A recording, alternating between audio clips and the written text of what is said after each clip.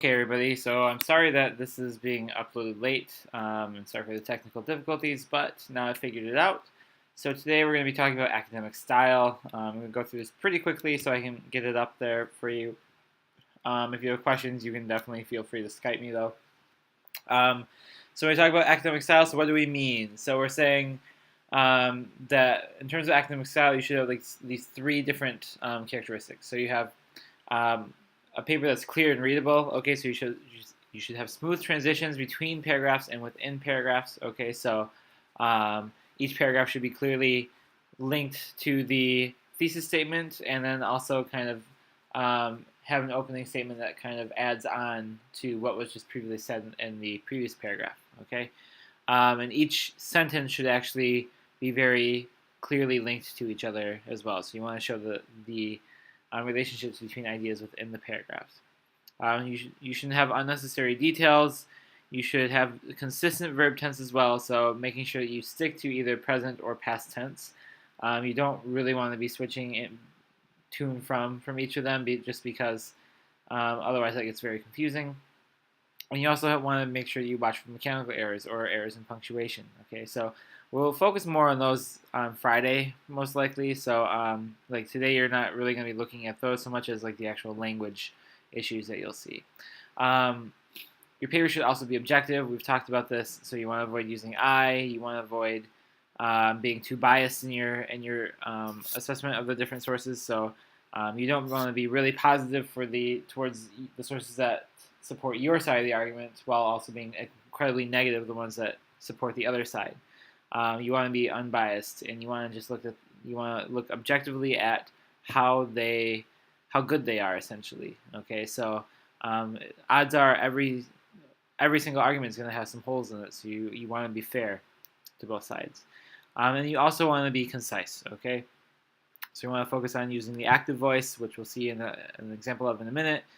You want to avoid using filler phrases such as "everybody knows that" or "it has been known since the dawn of time that," or something like that. You don't really want those really general phrases to be used.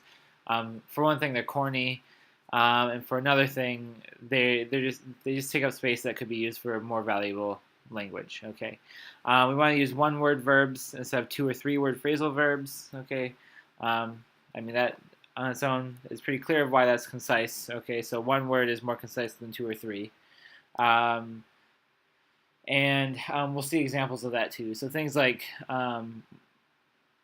yeah, I'll show you examples of that later. But and then we have we want to avoid excessive jargon or technical terms, and you also want to avoid colloquial terms altogether. Okay, so but for those of you who like saying, "Oh, there are lots of differences," or "that is totally unbelievable," like using "totally" or "lots" were the examples of very colloquial terms that we don't use in academic writing, and you need to avoid those. Okay. I'm sorry that I'm going through this so fast. I just want to make sure you have it. And if you have questions, please make sure to Skype me during our class time. You also want to look at higher order and later order concerns. Okay, so if you look at how I score your essays, you'll notice that content receives the highest score, organization the next highest, and then grammar and mechanics is at the bottom. Okay, it's like so content is basically looking at, okay, does everything make sense? Are the pieces of evidence that you're including relevant? Are you kind of like off topic? Or does everything kind of seem to flow together very well? Okay. Organization is just basically looking at within your paragraphs, like, do your ideas kind of go from one to the next in a logical order? And also, it's like, do the paragraphs altogether, like, do they flow in the way that's expected within the essay? So, like, for instance, we talked about on Monday the counter argument. So that should probably come towards the end of the essay, not at the beginning of an argument essay. So if it came at the beginning, while sometimes it can, most of the time it doesn't make a lot of sense to do that. Okay, so if it came at the beginning and it didn't really flow very well, then something you'd probably be marked down on the organization, right? And then grammar mechanics, you'll notice, is at the bottom. Okay, so it's 2 points. And normally speaking, I won't deduct much from this unless like your paper is just completely unreadable because of grammatical errors. Okay, so I haven't really seen that with anybody. The only times, yeah, so most of the time, if you just have minor errors like with article usage or like prepositions are incorrect or something like that, or you have like the wrong form here or there. You won't really receive any points off. But like if it's things that, if there's a couple of points in the essay where I don't really understand what you're saying because the grammar is so strange or kind of awkward, then you're more likely to have like a half a point to a point taken off for your grammar score. Okay, and that's because I don't really view that as the most important aspect of writing. Okay, so those are things like grammar and mechanics are things that you can look at on your own later on. You can basically hire an editor to look at. You can go to the writing center and you can ask them to specifically look for that type of stuff, and they will go through it with you and fix it. No big deal. It's the organization and the content that's really what makes or breaks the paper, and so that's what I like to place the most importance on when I grade. So today's focus, we're going to look at clarity and conciseness. On Friday, we're going to look at a little bit more with academic style, so looking at like choice of words, so colloquial words versus academic words, and phrasal versus non-phrasal verbs, for instance. But today we're just going to look at this. So you have 6 rules I'm going to go through very, very quickly here. They're pretty clear. The first is to use verbs and not nouns. Okay. So for instance, if you have the sentence, the mayor has made an argument in favor of the expansion of English language programs in Boston City schools. It's quite wordy. It's not very concise. And that's because it's using nouns. So if we were to correct it, we would say, oh, the mayor has argued in favor of expanding English language programs in Boston City schools. So this becomes more concise because instead of saying made an argument, we're turning argument into a verb. So the mayor has argued in favor of expanding. Okay, so instead of saying of the expansion, we say of expanding. We use the gerund there. So it just helps to make the sentence flow more easily, and it makes it so that, yeah, it's just more concise. Okay. If we also want to try and use the active voice whenever possible, not the passive. So, for instance, here we have the progress on the project was delayed due to the lack of funding. So while this is not a bad sentence, because we know what the cause is, we want to focus on that as the subject. Okay, it just makes more sense. It makes it much more straightforward and a lot easier to follow for the reader. Okay, so correction would be a lack of funding delayed the project's progress. Okay, and finally on this page, so we have avoid redundancy or repetition. So you want to cut down wordiness. So yeah, so you want to look for things in sentences that do not need to be there. Okay, so we have the sentence: every single one of the participants in the workshop felt that the assignments were tedious and boring. We really don't need everything at the beginning of that sentence. By saying the participants in the workshop alone, we know that we're talking about all of them. Okay. The only way we wouldn't be talking about all of them is if we said like some of the participants in the workshop felt that the assignments were tedious and boring. Then we know there's some that didn't feel that way. Okay, so we want to make sure that if it doesn't need to be there, it's not there. Okay. The other things that we want to look at, so avoiding wordy phrases. So here we have a very wordy sentence. So in order to optimize our chances of gaining success with respect to our project, we will have to do our utmost to perform to the top of our abilities. Way too many phrases there that don't need to be there. So we can actually just cut this down to say, to be successful in our project. Okay, so instead of saying, in order to optimize our chances of gaining success with respect to our project, all we have to say is, to be successful in our project. Much less of a mouthful and a lot easier to follow for the reader. And then we can say, we will have to do our utmost to perform to the top of our abilities. So we can change that to, we will have to perform to the top of our abilities. So we don't have to say we will have to do our utmost to. That's just extra wording that we don't need. There is and there are, pretty straightforward. If you're putting there is and there are at the beginning of your sentences, you probably don't need to. Okay, so for example, there are several factors indicating that the recession will continue into next year. We don't need that there. We can actually just say several factors indicate or indicated that the recession will continue into next year. Okay, and finally we have jargon. So avoiding jargon, insider language. So the bottom line is that the company is experiencing a negative cash flow. So here, negative cash flow, not super straightforward. People who aren't part of like economics won't necessarily understand that. And so we can basically just say the bottom line is that the company is losing money. That's something that everybody will understand. Okay, so we don't really need to use that jargon in order to describe what's going on. So that's basically the clarity and conciseness stuff. I'm very sorry. In the original video, I took a little bit more time to explain things, but I do want you to have this so you don't have to stay too long past the 4:30 mark. One thing that I will say is that, so this is just one aspect. We'll also be looking on Friday at aspects of mechanics and punctuation, and also looking at word choice for colloquial versus academic words. Okay, so this is not everything. So for the rest of the class, you should have already, since you had to wait for this, take the reading quiz. Okay, once you do that, make sure to write your thesis statement for the paper, and then complete the worksheet posted under the modules page. So for this section, so you'll have the clarity and conciseness practice. Okay, so that's going to be in a PDF file. You'll need to upload a Word file or Word document to do this. So you have to complete this all by, well, now it's by 5 o'clock. Okay, so I'm giving you until 5 o'clock to complete this. Once it's all turned in, you'll be marked present, and you can go about the rest of your day.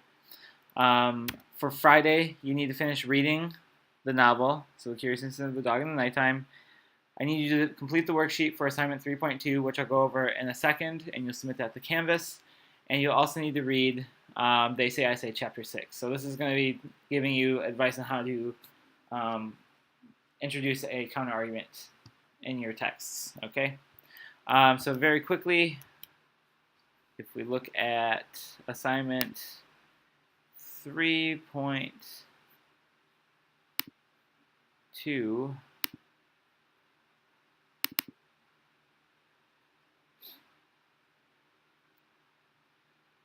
if it will open. There we go. So assignment 3.2 looks like this. Basically, it's kind of an outline, but you're filling out everything. I'm making you fill out different things in detail. So the important part of this is that it should be in detail.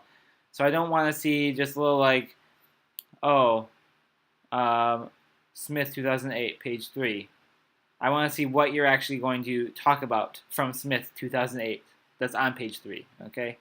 So you need to provide your thesis statement, which you should write today and turn in, okay? You have to write it today and turn it in. And then choose 3 supporting points. You'll notice that I say here that you only have to provide 3 supporting points for this assignment. You could do more for your final paper, okay? But for right now, just focus on the 3. And for each one, you should have evidence from the readings to support your point, or references, actually.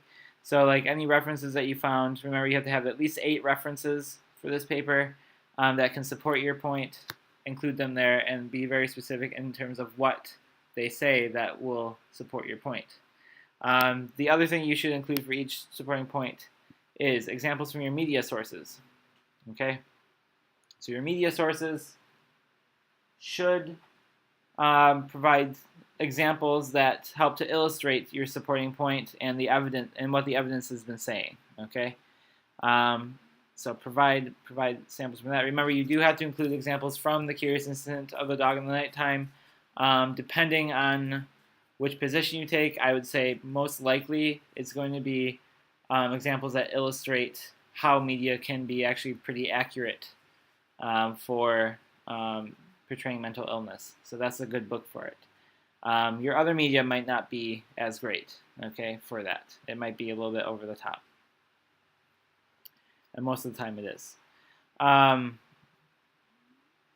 Let's see, and then so you have those 3, and then you have a counterclaim. So be specific in terms of what the counterclaim will be, and then provide the evidence that supports that counterclaim, and then your rebuttal, okay, and the evidence that, or how you're going to actually go about proving that counterclaim wrong, okay? So take time on this assignment. This will be useful for you for your paper. Don't just fill things in like haphazardly and then turn it in, because that's not the purpose of this assignment. This assignment is to help you prepare for writing your paper. The more effort you put in this, the easier it is. The easier it will be to actually write your paper. Okay, so take the time to do this. The other thing that you will have to do is, so I posted this. Okay, so this worksheet. So the first one I provided. Oh, that's not it. Oh, that's not it either.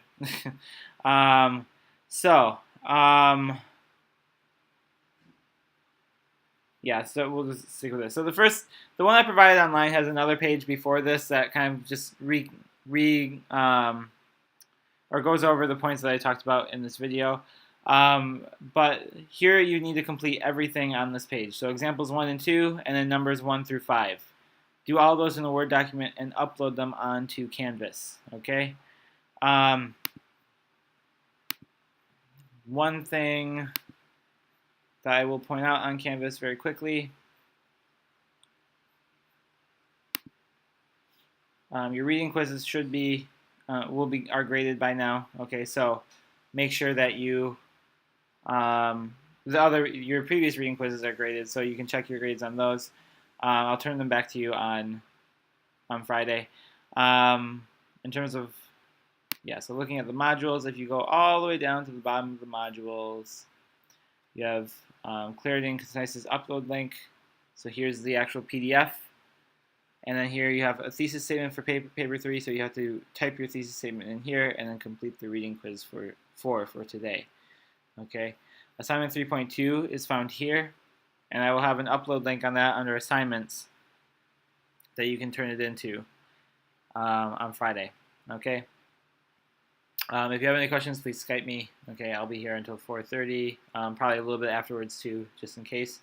And then from there, we can go forward. Okay, so I will now go and post this on. Well, first I have to upload it to YouTube, and then I will post it onto the course website so that you can go and watch it. Okay, so have a good day, and I will see you all on Friday.